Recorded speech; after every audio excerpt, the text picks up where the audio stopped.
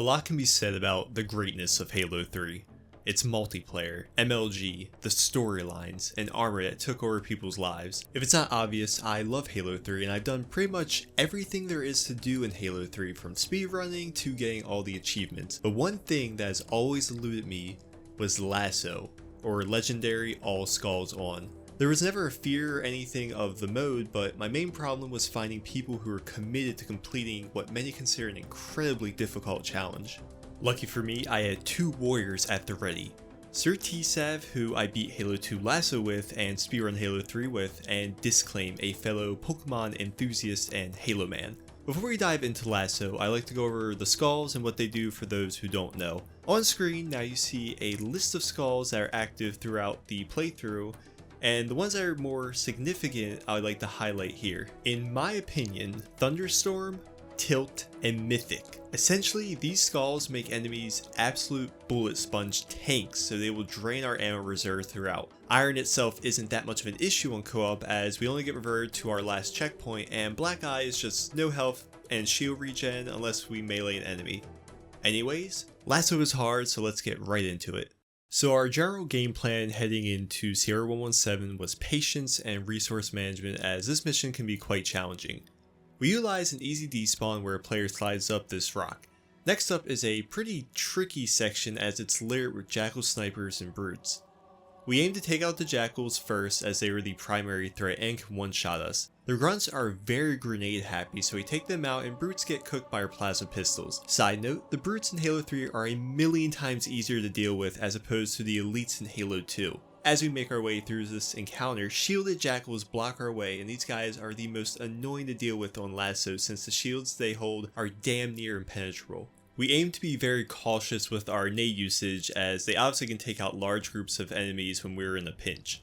When the Pelican gets shot down, we have to make our way to the Jackal Sniper Forest. This was hell. We tried to skip the area a few times using a grenade jump in the water, but you either get sniped immediately or sandwiched by the enemies you're trying to skip. After about 20 minutes or so, we made it to the Sniper Forest and cleared it relatively easily. However, the part right after, where Johnson goes up ahead to then get captured, was a real tricky part for us. At this point, ammo was becoming scarce, so missing shots was not an option. We hatched a plan to use our limited resources to take out the main threats like snipers and grunts and go for melee kills on brutes if we could sneak behind them. We move on to the final part of the level, which involves freeing Johnson from a prison and defending the area until transport arrives. After clearing out snipers, we use the tunnel that runs directly under the bridge to avoid a ton of enemies and free Johnson. The biggest threat here is the brute chieftain that wields a grab hammer that will one-tap us. Lucky for us, the AI is easy to trick to get a backsmack, and we can free Johnson pretty easily. We hang back, taking pop shots and avoiding grenades and enemy fire for a bit before our Pelican comes flying in. We clear the bridge and leap into the Pelican to wrap up the first level on our LASO journey. Crow's Nest. Haha, good old Crow's Nest. Me and SirTsav actually have quite the history with this mission. He's here. He's coming my side. I'm coming to you, Red. I'm coming to you. You're bringing them over here. Oh, goodbye, Tyler. Bye, Tyler. What did you mean? I didn't even see it. Oh, run. Anyways, our first encounter involves a long tunnel littered with grunts, jackals, and brutes. Taking our time, we make our way through and juggle a ton of plasma pistols to the hangar, and each one will be needed. The hangar sucks as it's wave after wave of enemies that we need to kill and cannot skip. Plasma pistols do wonders, but with no aim assist in LASO, we need to line up our shots like we're sniping in Battlefield. The hangar encounter burned through our resources, but I made sure to grab a deployable cover for the next section, as without one, I swear it's impossible in LASO. The trick here is to throw the deployable cover right in front of the turret, as it will protect me from bug shots, and shockingly, and I swear this is true, not many people know this, you can shoot through the deployable cover, and I do, to melt the bugs as they come out of the tunnel. We take a stash of plasma pistols to the most challenging room in this mission, the Brute Congregation. This room is a headache. Brutes spam equipment and charge our position, so we have to be aggressive here or else we'll be overran. On top of all the brutes, a grab hammer brute chieftain awaits us at the end. Our main strategy here was to assign 2 players to plasma pistol duty and the third does cleanup. After a painstaking number of attempts, we actually performed the clutchest move on the chieftain as it aggroed me and Disclaim hit with a charged pistol shot, and I assassinated him. Oh my god, oh my god. I'm running. Bitch! Yo, Bitch! Bitch! nice. Bitch! Teamwork, Bitch! dog. This next part, we use the first of many speedrun tricks to skip an entire section. The trick here is to use the grab hammer as you walk up to the grate and it will launch you across the gap to the elevator early. Only Master Chief can do this trick, so it's up to Disclaim, who had never done this trick before, to nail it. After a bit of coaching, he hits it flawlessly and we're on to the next section. What we found successful was to ride the top of the Pelican and jump the brutes as they spawned in. This took more than a few attempts and a lot of theory crafting as to who kills what brutes and so forth. We grab invisibility, which will be crucial for the final part of this mission, and continue on. As we approach the bomb room, all we need to do is arm it. I pop the invis here to sneakily arm the bomb, and SirTsav uses a regen so I can safely make it down the stairs. This final escape sequence isn't too bad, and we mainly just need to pop any enemies that are close to us. We hurry to the elevator as Crow's Nest is destroyed, and we are done our second mission. Tsavo Highway is our first vehicle-based mission in Halo 3. We emerge from Crow's Nest in a Warthog vehicle bay and decide the best way to get through this level was 2 of us drive and fill each hog with as many marines as we can to soak up damage. A lot of the early sections of Tsavo involves just driving past enemies when we can and engaging enemies when we have to. Up on a sniper platform, I make sure to grab a fuel rod cannon as this will be very helpful later on the mission.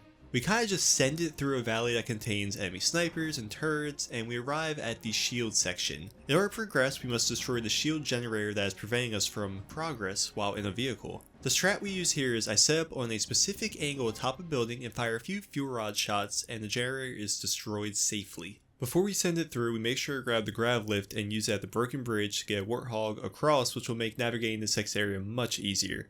Before we can just send it with the hog though, we must clear out some enemies. We finally make it to the final stretch, and we try a despawn where we stay in a certain spot for a few minutes, but it ultimately did not work, so we just gotta fire our way through. For the last part, all we have to do is destroy the turret and the shield generator, much easier said than done. Our goal here was to try and steal the Wraith so we can just mortar all the brutes blocking the way, but we fail expertly and try using brute choppers and the Warthog turret to kind of make a firing line. Using a fuel rod, we can destroy the turret and shield generator, but the level doesn't end like it was supposed to. Usually we just walk into a certain spot and that triggers the cutscene, but lucky for us, we have to kill every single enemy left to finally complete Tsavo Highway. The storm is what I consider the start of truly difficult LASO levels in Halo 3. Like previous levels, we inch our way through using a combination of plasma pistols and Warthog turrets to take out groups of enemies. The fun part is the outdoor section that is littered with ghosts and an AA tank, as well as a Wraith that we must destroy. The main focus was to destroy all the ghosts first, then deal with the AA tank, but the grunts have eagle eyes, so when you think you have an easy headshot, they stare at you. Once the ghosts are cleared out, using a ghost of our own, we destroy the AA tank next. Disclaim pops a Wraith with the plasma pistol to board and destroy that, and we're on to the next section. The next section is tricky, not because of the scarab, which you'll soon find out why, but because we need to destroy 2 AA tanks and a ton of ghosts. While my teammates clean up the last few ghosts, I set for what is known as the scarab skip. In order to do this, I first need to get a mongoose into this room with a marine on the back. We can't just drive through as there's an invisible barrier blocking us, but with some speed we can get off and the goose slides right in.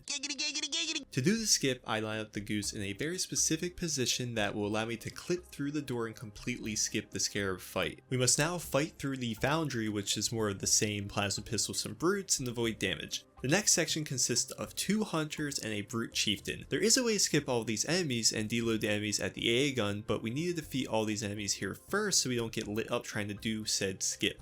The skip itself is pretty easy, as all we need to do is jump up on a fence and do a well-timed crouch jump to get outside the map. We make sure to hit the loads needed, and all we need to do is blow up the AA gun. With all the enemies gone, we can easily shoot the AA gun, and after a little damage, the AA gun goes down and the storm is complete. The Flood and Halo 3 are significantly toned down as opposed to Halo CE and 2, so Floodgate on LASO isn't bad as one may think. A lot of this mission is simply avoiding fights we don't have to take. The Flood are pretty distracted infecting Marines, so we can casually cruise our way deeper into the mission. The first big hump to get over is the outdoor section that is covered with Flood. We use some parkour and well-placed nades to make it back inside into the final stretch of the mission.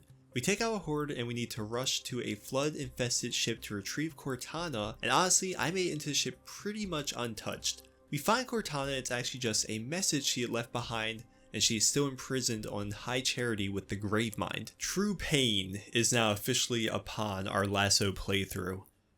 So we take the first part pretty slow, the usual take out snipers and grunts to avoid getting naded out. What we found success doing was taking out the enemies I mentioned and using the rocks to make our way up the path where we meet a group of grunts and a brute. We find down Pelican and take out the brutes and the prowlers before we can move on.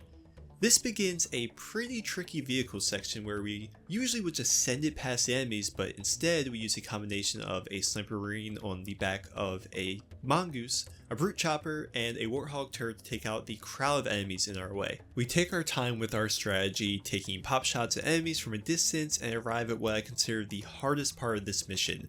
We have to deal with a Wraith, 2 AA tanks, ghosts, and a ton of brutes. From this tunnel, I used the chopper to take out as many ghosts as well as the Wraith as I could. We storm the AA tanks and take them out, and a massive UNSC ship lands and gives the Scorpions.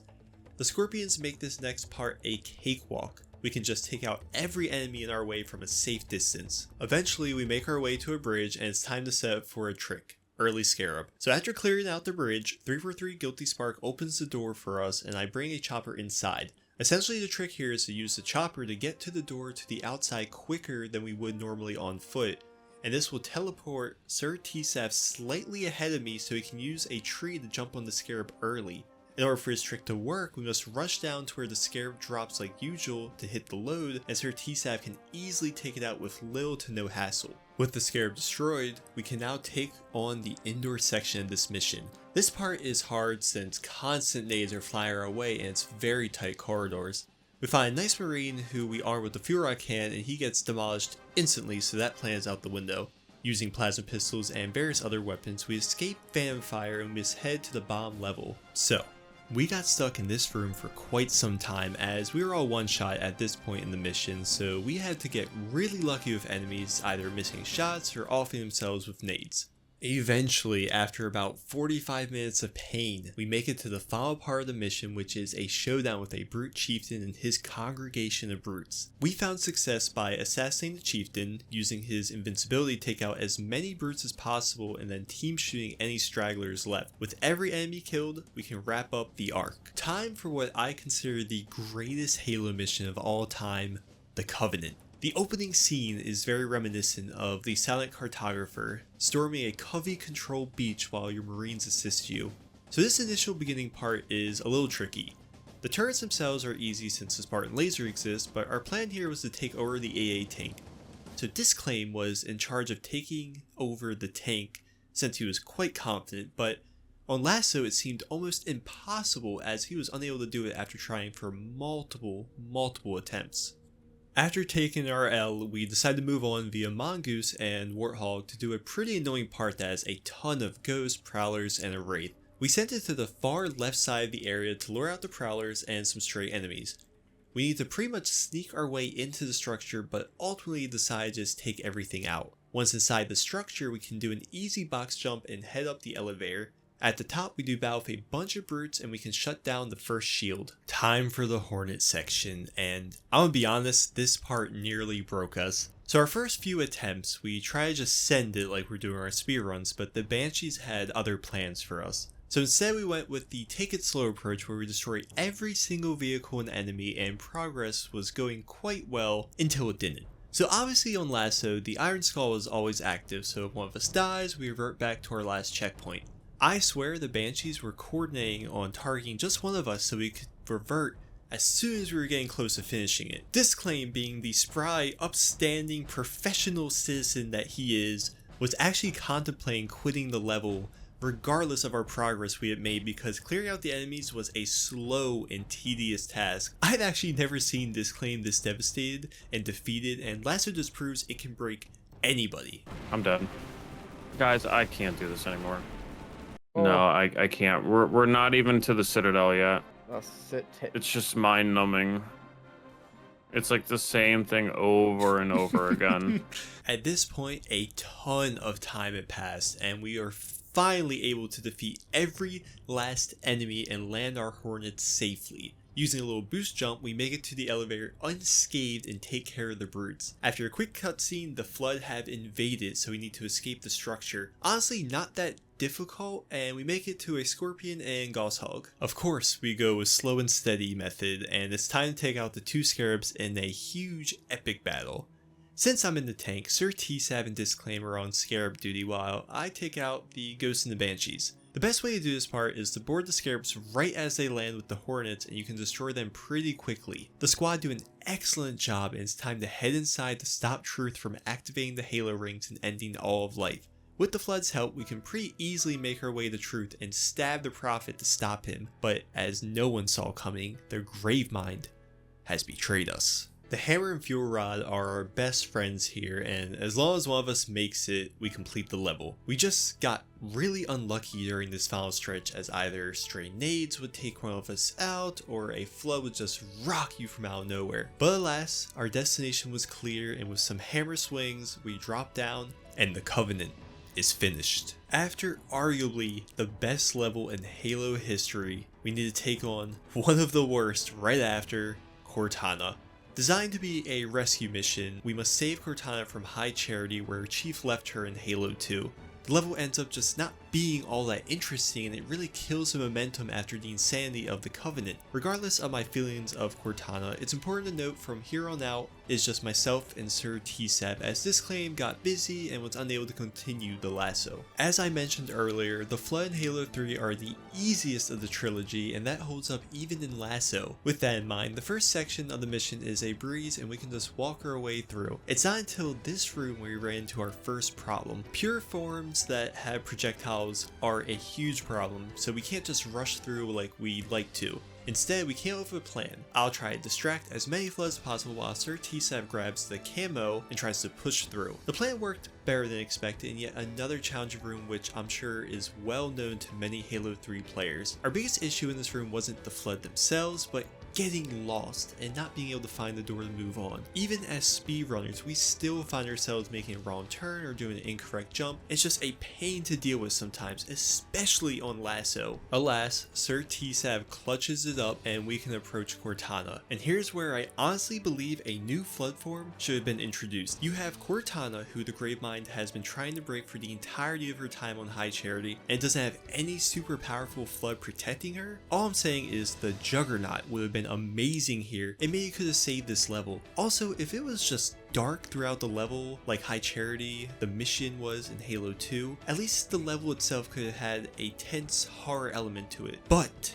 I'm getting off track. We rescue Cortana and destroy 4 reactors to initiate the destruction of High Charity. We scramble and backtrack our way to the beginning of the mission relatively untouched with a few hiccups here and there, and Cortana is now complete. One final mission to go. Finale time, and what a level this is. Coming off our success from Cortana, we were super confident going in. So our plan here was to brute force our way past all the flood, but we quickly found out that was a terrible idea. In our speedruns, we usually have SirTsav grab hammer jump up the middle structure and climb up, but that's not possible in LASO, as I would need to die in game of course to teleport to the top with him. After a bit of brainstorming and theory crafting, we clear out the initial area of flood and come up with a plan to get up to the middle structure together. So after a pretty long time of attempts, we were able to boost jump SirTsav up, and I used a well-timed grab hammer jump to get on top of the structure. In doing so, we were able to skip a huge amount of flood and hang out on top of the structure while Johnson takes care of all the flood for us with his infinite Spartan laser. We make sure to take care of any auto turrets, as they will shoot us after 343 Guilty Spark betrays us and kills Johnson, RIP.